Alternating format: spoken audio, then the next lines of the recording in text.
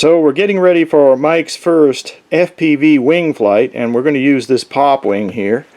And what we've done is added a board camera right here. It's a CCD board camera. It's kind of like a PZ0420, but I really don't know because I got it free and I don't know what kind it really is, but it works just exactly like one of those and programs like it.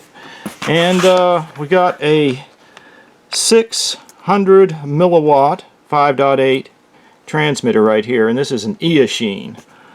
And over here is the line filter, which you've all heard about, to clean up the video. In addition to that, we put a new motor on it, and this is a Emax MT1806 2280 kV motor right there. I don't know if you can see it. And also an ESC that came with it, and I guess that's about a 12 amp ESC, and it has a BEC in it, but I don't know. I guess that's going to the receiver. We hooked that up to the receiver, and that's about it on the top. Of course, we got the Fat Shark circular polarized antenna right here from Immersion RC. You may want to use something else there if you want. Doesn't matter.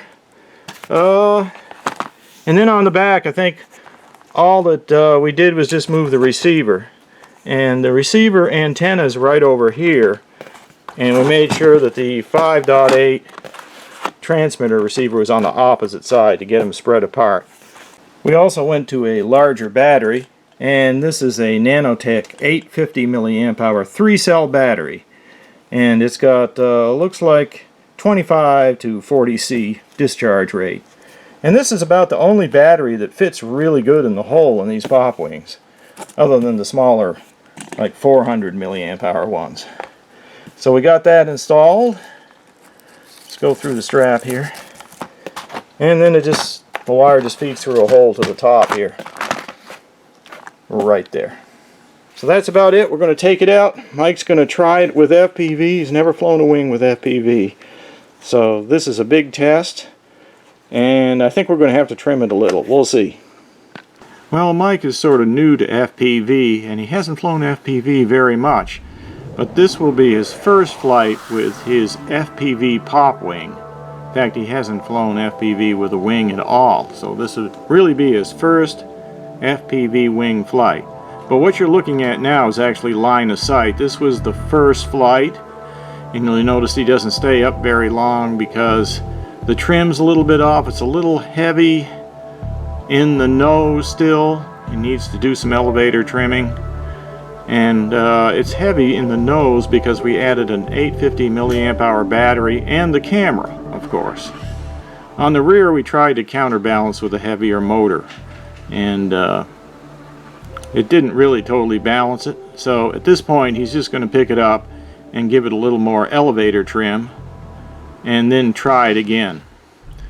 Now this is the second flight, still line of sight. He's got more elevator trim, and you can immediately see it's flying better already. And during the flight he added even more elevator trim just to balance it out.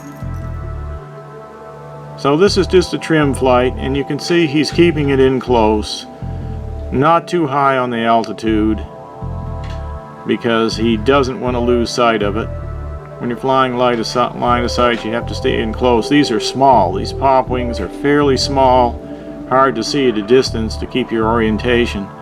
So he doesn't want to go very far away and just wants to get it to fly right. So he finally got it so it was trimmed out pretty good. Okay, this is going to be full FPV this time. He's got the Dominator V3 goggles on, and this is his first full FPV flight with the small wing, with any wing. Now you can see immediately he's up higher.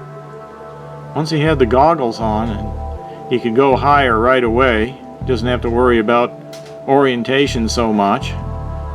And he just kind of circled around and got familiar with the surroundings because he hasn't seen it before from this view with this type of camera and at this altitude. So he just gets a look around, and then once he gets used to the surroundings and where he's at, he's ready to have some fun. So you can see he's gaining some altitude already.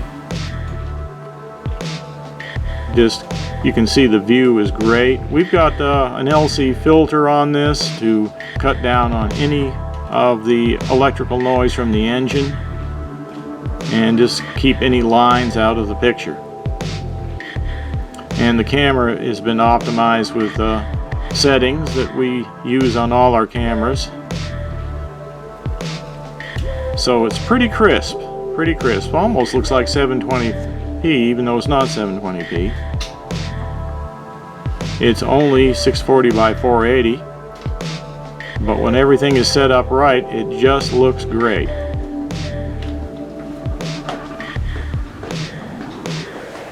So Mike and I were very happy with the flight,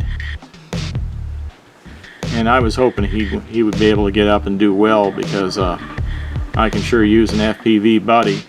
Our hope is that we can kind of fly tandem or do some chase or something like that later on with our mini PopWings.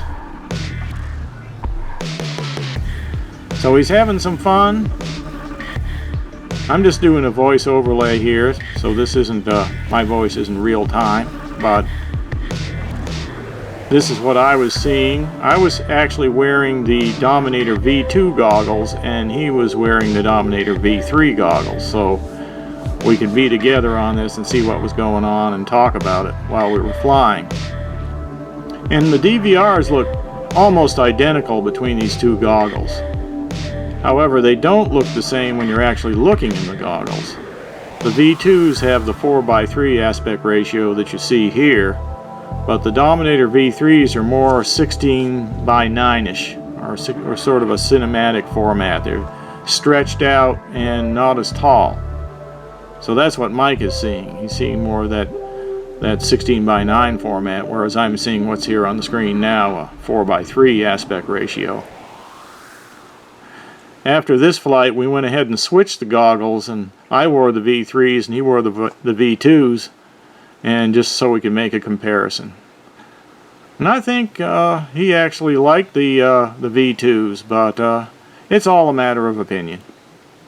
Okay, Mike just got back from the flight and he's a happy camper.